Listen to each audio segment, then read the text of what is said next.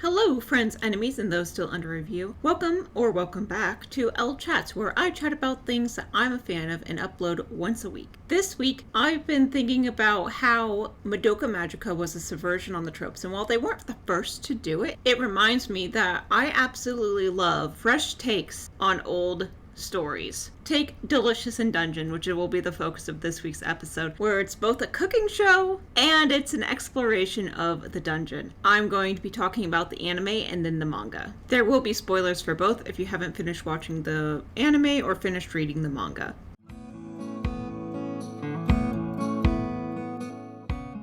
As an avid enjoyer of both Dungeons & Dragons and cooking shows, this concept appealed to me like a lot, and in light of its second season being greenlit, I figured it was time to revisit it. This was also an anime that I, after finishing the last episode available, had to go and find the manga because I am so invested in these characters, I am so invested in this world, I need to know more. And on that note, let's get into it.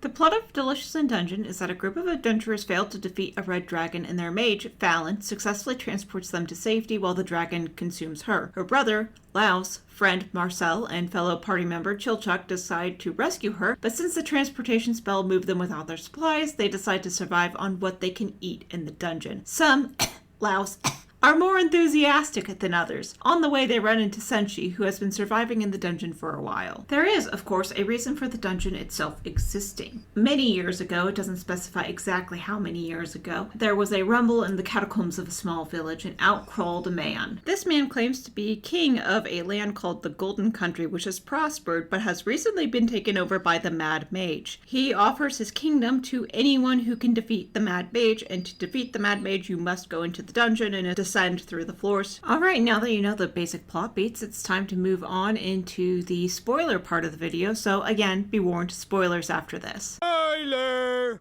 So yes, the plot is that they are trying to rescue Fallon from the stomach of a red dragon. Along the way, we see more and more signs that the dungeon is becoming unstable, or at least acting weirdly. Laos calls it out in one of the episodes, one of the early episodes of the anime, that the dungeon seems stranger than it did before. And then they kick off the events of the main plot after they find Fallon, because she is mostly dead and consumed by the time they get there, and her remains are too fragile. Her soul would become untethered from her bones, and she would end up inhabiting the dungeon if they moved her. So Marcel does a bit of black magic, what's a bit of black magic between friends, to resurrect Fallon.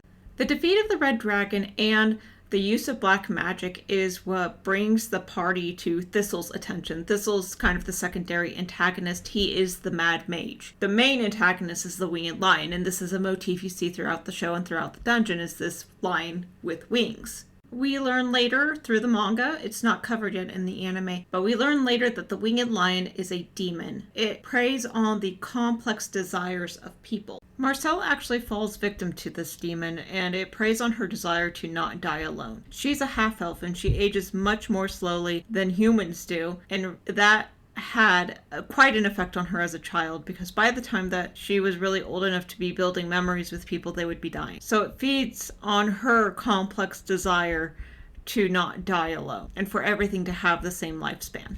Now let's get into the characters.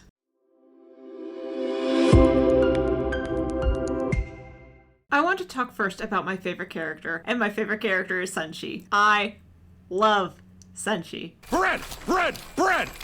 He's great. He is the resident, knowledgeable person about how to eat monsters, what monsters are actually edible, and the dude loves his bread. Every time I make bread now, I think of him shouting in the background like I played earlier about bread. He also does care for having nutritious, balanced meals, as well as exploring and taking care of the dungeon. He doesn't just view the dungeon as his home, he views it as a place he needs to participate in to help balance out the ecosystem. And he gets on Laos's case a couple of times about making sure that the ecosystem is actually balanced. Because if all the little monsters are gone, well, what's the bigger monsters going to feed on? They're going to go up to the higher levels, the upper levels, so that way they can feed on something else, like new adventurers. So it makes sense as to why he he's so invested in the handling of the dungeon. He also came there first as a young dwarf, and unfortunately his adventuring party shuffled off the mortal coil, we'll say. After that, he decided that he needed to survive in the dungeon. Having a dwarf be this ranger type character is definitely a breath of fresh air.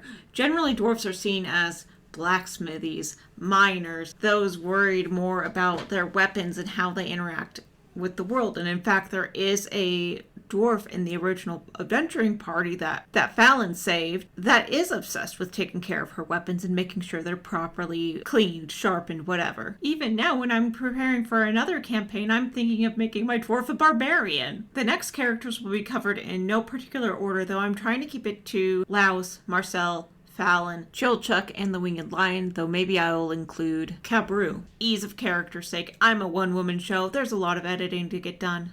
Next up is Laos. Laos is defined by his love of monsters. He's the one who pushes for them to consume monsters. He points out that there is some sort of food pyramid, food chain thing going on down there, and by God, they'll join it. Laos wants to save and recover Fallon because he is her older brother, which is, in my opinion, very unsibling-like behavior, but go off, Laos. But he does care greatly about his teammates. He just can't read a room to save his life, unless it's a room full of monsters, in which case he'll figure it out. We're going to touch back again on Marcel. I mentioned her in the spoiler section of the plot about her character motivations, but that's more of an overarching drive. That's not so much her current motivation, which is to help recover Fallon, because Fallon is her best and only friend from the looks of it. As a person, she is insecure, a bit high-strung. We see this very early on in her character development, that she is a bit insecure when she can't help out with magic, because magic is kind of her thing and really her only trick. I know, an elf with magic, how ordinary. But the nice part is that she is not the strongest at it, and she will readily admit that. So she doesn't have the same arrogance level that we typically see in fantasy characters, which, again, is a breath of fresh air. She's honestly my second favorite character. Next, we have Chilchuck. Chilchuck is what the show calls a half-foot, but what the rest of us who play D&D and other games would recognize as a halfling. He is the oldest mentally of the group, being in his 50s for their race, but he looks like a child.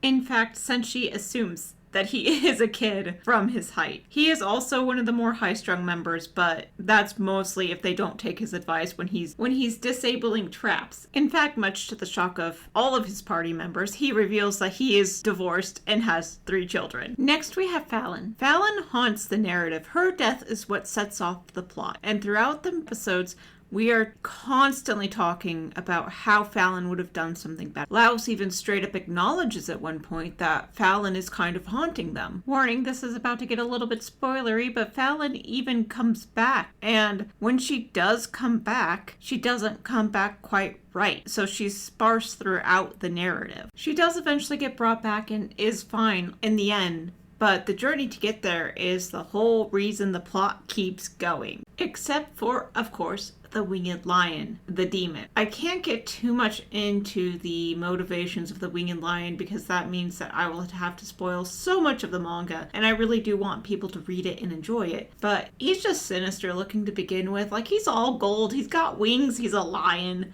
he's a demon. Oh, creepy. And he feeds off of people's desires. There's some more stuff that I liked from the manga that I won't get into here, but safe to say, the Winged Lion is a very important character. Cabro is like Laos, except he's socially adept. He does like monsters, but he doesn't want to eat them like Laos does. They do end up being kind of kindred spirits after Cabro realizes that he's not out to get Cabro's party. Unfortunately, his village was destroyed when a dungeon overflowed with monsters, and he is the one to first alert the rest of the party to the importance of the elves showing up on their doorstep, because the elves only show up once a certain level of danger has been met, and they'll just collapse dungeons, because dungeons are magical, but more specifically, they're ways to keep demons trapped, as we will find out later, but there's really no other way to say that other than dungeons are meant to trap demons. So now you know the plots and now you know the characters. I'm going to get into my thoughts about the plot and characters.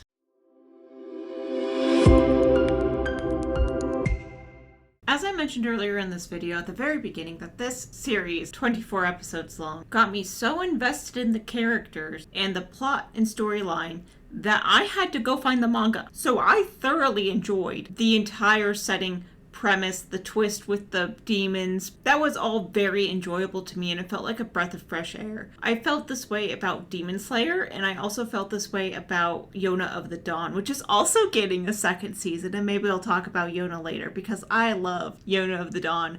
Thank you for introducing me to Yona of the Dawn. You know who you are. You're probably not listening, but that's fine. I appreciated that Senshi was the, shall we say, subject of the upskirt shots. Like, they didn't use it against any of the female characters, which I really appreciated, but there are several upskirt shots of Senshi. That is not why I love the character, though. I love that he is so dedicated to trying to make sure that the dungeon runs smoothly in the background. On top of that, all of the character designs are just good. Everybody looks distinct. They're dressed in ways that make sense for their characterization. It's just very refreshing to see. While I could say that some scenes and dialogue could probably be cut out for concision, I also appreciate that they're left in anyway, so that way we get a better feel for the characters overall. And that's why I'm a fan of beach episodes. It doesn't even necessarily have to be a beach, but getting invested in the character is not a bad thing when done right. I'll preface this by saying maybe I'm just watching the wrong animes, but the lightheartedness in the start of Delicious in Dungeon very much catches my attention, and it very much makes it more enjoyable for that hook. It definitely still sets up that there are darker themes to come, that there are darker things happening in the background that we don't necessarily see yet, but I very much enjoy how less seriously it seems to take itself at times.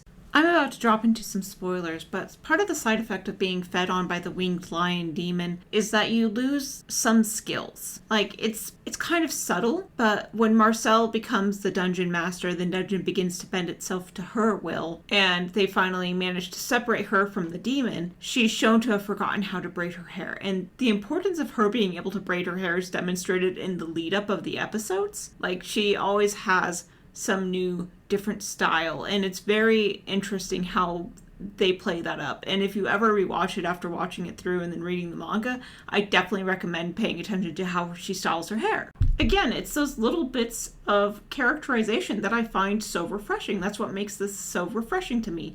Senshi also has a thing against magic. He always starts his fires with a flint. He doesn't want to use magic to walk across the water, and Marcel finally convinces him to let her cast the water walking spell on him, but it resists because he's so, filthy. That's literally the reason. She ends up making soap for him, and that's how they bond, is that she makes the soap, he begrudgingly allows her to wash him off, and then she casts the water walking spell on him. This show and manga are so fun. I definitely recommend you give them the chance if you haven't given them the chance already. I also like how the dungeons are portrayed as kind of just natural disasters. In the end, the dungeon does get collapsed. Laos and Co. do defeat it, and then they also eat a bunch of red dragon meat so that Fallon can come back as a human. Yes, it is as interesting as you think. However, I think it's a really neat solution, and unfortunately Laos gets cursed to be kept away from the thing he cares about the most. Initially he thinks it's Fallon, but no, it's monsters. So a real ending with real consequences for the characters is also very important to me, and I think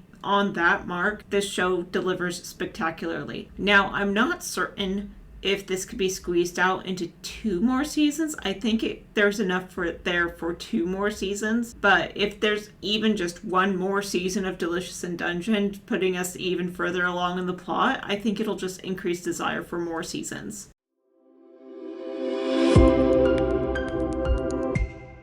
Alright friends, enemies, and those under review, I have been yapping for a minute. I've talked at length about Delicious in Dungeon, its characters, and my thoughts. Delicious in Dungeon is a breath of fresh air in storytelling in my opinion, even though dungeons are notoriously stale. I turn this to you. Would you watch Delicious in Dungeon? Do you have any recommendations of similar animes like Campfire Cooking in Another World with my absurd skill? Did you enjoy this show? Thanks for listening to me yap on week after week. Please remember to like, comment, and subscribe. It helps out the channel a lot. Thank you to those who subscribed for my last video. Remember, being a fan is fun, and have a great day.